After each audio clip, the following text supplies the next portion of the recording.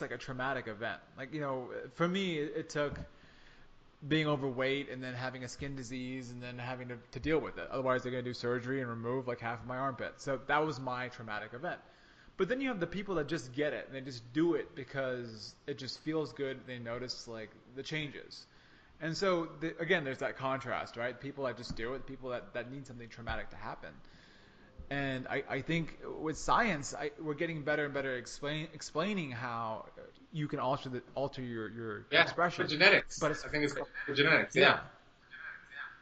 yeah, but it's funny because I'm wondering if you go through this with your clients. Like sometimes I'll mention this to them. Like the epigenetics is like a big field right now. The epigenome is powerful, and most people look at me with a blank stare, like what? You can change the expression Yeah. of your genes? Like do you experience that All quite the a bit with time. your All the clients? time. Yeah. I have to kind of put it in layman's terms, and even when I do, it's still hard to grasp. But I try to give them some information, tell them to dig deeper, and sometimes they do. If they're really curious. Sometimes they don't really care. They just want me to tell them what to eat, and that's it.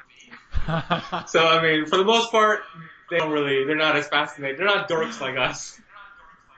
We're true dorks. We love this stuff. But my clients, they just want me to tell them what to eat, how hard to push themselves during their workout, and how to work out. That's pretty much, well, for the most part, in general. But Yeah. I do love the clients that want to learn more. Like, send me some information. Okay, here you go. I'll give them a whole stack of information. Yeah. That really is the most fulfilling. Like when someone's like, being part of the whole 10 All In group is interesting. And for those of you who don't know, like it's a group that one of our mutual friends created, and he created this mastermind to which he wanted to get 10 individuals that were just ready to go all in every aspect of their life, business, relationships, financial abundance, everything. And it's cool to see clients be all in about themselves, and they're just like, hey, like I'm sick and tired of being sick and tired, and I want to just learn all this information first for me, and then from that place, when I take care of myself, like everyone around me is going to either be inspired by it and do the damn thing with me, or they're not. And the people that are going to be with me, awesome, and the ones that aren't, that's cool too. That I think it's the greatest Yeah, I freaking love feeling. it. It's just like, and you get it, and I can even see it from your posts. And so my follow up is sometimes when you talk about things that you read in books, like it could seem like very, very philosophical, but in essence they're all saying the same thing. And science is trying to prove the same thing that philosophy is trying to say. It's like the same story being said in a Yeah. different way. Bruce Lee might talk about like embracing, your higher self, embracing the stronger self that's on the other side of discipline, right? Or you have some other master talk about like even though you may be doing something and you're going along and you're not sure which direction to go, keep going because you're going to find something that you never thought you could find. And in essence, the body is the same. And so my follow up is do you find that same pattern? Do you find the same pattern in everything you read like has a crossover amongst like Yeah. There is everything? a general theme going on with everything I read, and it's I try to explain this to my clients, who I actually consider a lot of them my friends. And you develop these relationships with them, and you want to see them live a healthy life. You want to see them reach their goals. And when they do, as you can Right. attest, it's very fulfilling and inspiring. And you want to just help more people. You want to go out to the masses, and you want to add value. Because when you add value, you get value back tenfold. Yeah. Um, but then you have clients who are not all in. So you mentioned being Yeah. all in, which is I love that group, by the way, a great group of people, all in, 10 all in. Then you have clients who are just about talking about it, but you ask them, what did you eat today? You break down their diet, and they're not committed, and they're wondering why they're not getting the results. And I try to explain it to them, and I try to explain that talk is cheap. And what I tell them the story, and I'll tell you the story. It's a quick story. Yeah. There's a man, and this man is a good man. He's a family man. He has a job. He's a hard worker, but he's having a hard time making ends meet. So he goes to church one Sunday morning, and he sits down and he starts praying to God, and he says, God, I'm a good man. I have a lovely family. I have great friends. I work hard. I need to win the lottery. I need to support my family. Please help me win the lottery. So a week later, he has won the lottery. He's still in the same position. He goes to church the same following Sunday. He prays the same prayer. Please, God, I need to win the lottery. I need the money. A month later, he goes back to church. He still has not won the lottery. So he sits down and he says, God, please, this is my third time coming to you. I need the money. I need to win the lottery. Please help me win the lottery. And then all of a sudden he hears a voice, and it's God. And God says, son, give me a break. Buy a ticket. So that just goes to show, talk is cheap. If you want to win the lottery, buy a ticket. If you want to lose weight, exercise. If you want to reach a certain percentage of body fat, you want six-pack abs, that's made in the kitchen. Eat clean. You know, these are things that you can do. It's not very complicated. It's hard to do. It's hard to start, but it's easy to implement. I mean, just like you said, the general themes are out there. What to do, what not to do. Eat whole foods. Boom, that's it. Eat whole foods, drink more water, exercise. That's all you got to do, and you'll start getting results. And then if you want to get to a more advanced goal, then you start researching these things, or you ask a trainer like Amir Samir. You know, it's just talk is cheap. Don't give excuses. Excuses are not going to get you anywhere. Yeah, that's really powerful because I mean you even hear about think it and it will be done, right? Think it, just have the belief and then it'll be there. As long as I believe it, as long as I experience it to some degree, I've done something. Like I hear people like that watch a football game and they feel like they've played it. Like, oh my god, that football game was crazy. I was like in it and it was wild. Like I'm exhausted. I'm like, bro, what did you do? Like you just sat there and you experienced the game, but we weren't really in the arena. And people will watch a motivational video like, man, I watched CT Fletcher talk about like it's still your motherfucking set, and I felt like I was in there, and then I went to the gym and I got two sets in. And then you're like, wait, what? Like, so why do you think that's the case? Like people have the information is abundant, right? It's everywhere, and why do you think people still don't follow through? Like, what is behind the lack of action? Yeah. First of all, I'm guilty of that. Sometimes, not as much as before, but I'm still guilty of that. Being inspired by something and then the speed of implementation is not as fast as I would like for it to be. It all boils down, in my opinion, it boils down to your why to's versus your why not to's. So it's like a scale. Why do you want to work out? Why do you want to start exercising? Is it because you reached a point in your life where your doctor's like, hey, you know what? You have 3 months or you got to have surgery or heart surgery or bariatric surgery? You know, that's your why to, why you're not, and if you don't do it, you have to have surgery. If you do it, you don't have to get surgery and you live a healthier lifestyle. So chances are that's going to be enough of a scare for that person to do it. But if you're just somebody who is unhealthy, but you're getting along, you're not thriving, but you're getting along, you're going to need that why to reason to start exercising. So it could be, I want to start dating somebody, I want a relationship, and I feel like nobody's going to want me for this body. You know, a lot of people think that way. Nobody's going to want to date someone who's overweight and unhealthy, so I'm going to start working out. That's your why too. You know, that's not necessarily a bad way to go about thinking of it.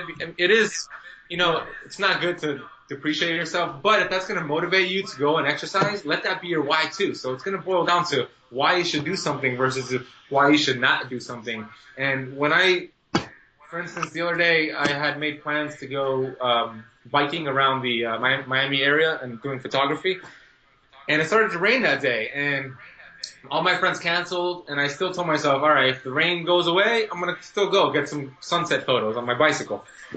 And the rain went away. And then I started telling myself stuff like, you know, it's Sunday, it should be a rest day. And that's, you know, my lizard brain is what I call it. Your lizard brain gives you excuses why you should not do something. Stay in your comfort zone. Your lizard brain wants you to stay in your comfort zone. So I started playing these thoughts in my head. You exercised a lot this week. You don't even need a bike. Just rest, relax, watch some basketball on TV or something like that. And then I was like, no, I'm not going to let you get me, lizard. I said I want to take these photos. I'm going to go out there and get some good photos. So I ended up just, instead of thinking too much about it, I just hopped on my bike, took my camera, and just went out for the ride. And I loved it, dude. I caught some great photos that day. And, you know, if you let your lizard brain rule your life, you're never going to be successful. Don't let excuses pop up in your head. Understand that they're there, but just take that imperfect action, speed of implementation is going to get you where you want to be. The faster that implementation is, the more successful you'll be. If you procrastinate, if you let that lizard brain take over, it's going to be a long trip for you, my friend. I like how you alluded to the lizard brain because I almost like explore that further. It's we in this day and time, like we are given everything we need. Like it's almost, at least here in the U.S., for the most part, like we're pretty comfortable, and we're feeding the lizard brain with everything we need. That there's comfort all around us. Like hedonism is like at the utmost amazing like time right now. Hedonism is almost 100%, and so all our human needs are being met, but then in a way they're not being met. So like to our brain, our lizard brain's like, oh yeah, everything's cool, but then our body's still like withering away. Like our flesh vehicle is dying. Like it's dying, but at the same time our brain's like, oh, everything's cool. So it's this kind of weird situation because from an evolutionary perspective, like we had to like always change and evolve. We had no choice. If we didn't, we die. Like we had a threat. We had a tiger nipping at our ass. We had something always on us, like a different tribe coming to rape and pillage our Yeah. tribe. Like we got to do something. But now, I mean, the greatest challenges we face, and yeah, we can perceive them as like fight or flight, is getting nervous when you talk to a woman, or like being afraid of conflict with your boss, or being afraid of confronting your mother about something you want to talk about. And it's so different, and the impetus to change is not as strong as it was back then. And in the gym, of course, we try to create that same impetus, right? We're like, okay, we're in the gym, give us enough stimulus so that we can evolve from this point. And now it seems like we have to engineer our own impetus. Like, what do you think about that? Yeah, I love this topic. I was actually getting really excited just hearing you talk about it. I Awesome. just read a book called Spark: The Revolutionary Science Behind Exercise and the Brain. And it talks just about exactly, there's a chapter that talks exactly about the amygdala and fear. Why do we fear things, and Mm. the science behind fear, right? So the human brain, the amygdala, which is the part of your brain that tells you what's a threat, what's a non-threat, it cannot distinguish a threat. When you start to feel nervous, when you're talking to a girl or talking in front of a group of people, when you start to feel nervous and you start to sweat and your heart starts to beat fast, that's the same feeling you get when you see a tiger that wants to kill you. And your brain reacts the same exact way. You get nervous, you start freaking out, right? So Yeah. a way to combat that. Let's say you have a fear of talking to women. Um, that approach, you get a lot of anxiety just thinking about that approach, right? A way to overcome that, and this is scientifically proven, and you can find it in that book, is to just feel the fear and do it anyways. But it's not as simple as it sounds. I know that sounds. Yeah, yeah, yeah. So the reason being is that you do what's called cognitive restructuring when you actually feel the fear and do it anyway. So you take the pathways of the amygdala, of that fear that goes through the amygdala, which is that part of your brain that makes you freak out. You take it and reroute it to a part of your brain called the basal ganglia. And the basal ganglia is the action pathway. So let's say you go out there today, you see a pretty girl at Whole Foods, and the old you would have been like, oh, I want to talk to her, but whatever, I'm going to keep walking away. But today, you just learned about Yeah. the science behind fear. And if you do this, it'll get a lot easier as you go on to the next girl, and to the next girl. So you talk to that girl. And then tomorrow, you talk to that girl, another girl. And then you keep doing that. Let's say after your fourth attempt, you're still alive, right? You haven't died. There's nothing you're killing you. All it is talking to a girl, a stranger. After that fourth or fifth attempt, it's just going to be like, oh, there's that girl. Let me go talk to her. You're not going to feel that anxiousness. You're not going to feel that stress. That amygdala will not light up. It'll bypass it because you've done it already 4 or 5 times. It'll go right through the basal ganglia, and it'll just be an action pathway, and you just do it. So you eliminate that fear. And that could go with any kind of fear Mm. you have in your life. If you're scared of doing I was scared of doing handstand holds and handstand push-ups. I was just like, screw it, I'm going to do it. After my fourth or fifth attempt, I just go right into it now. I don't fear it anymore. I don't get nervous. And that goes for anything that you fear in life. Feel the fear, do it anyways. You create these new pathways. You actually you could restructure your brain. It's really remarkable. I love it. Mm. Wow. So the brain is Yes, plastic, dude. you know? Yes. It's incredible. That, pe- if people really could feel that, because I mean, like, talking science is one of my favorite things. So it's cool that you put it that way. It's like awesome to see the pathways. But if people could feel that viscerally and be like, yeah, like I can confirm that because I felt it. Like I think there's a lot of value in that. And I myself, when you're talking about the whole girl girl situation, I can even feel it whenever I'm like see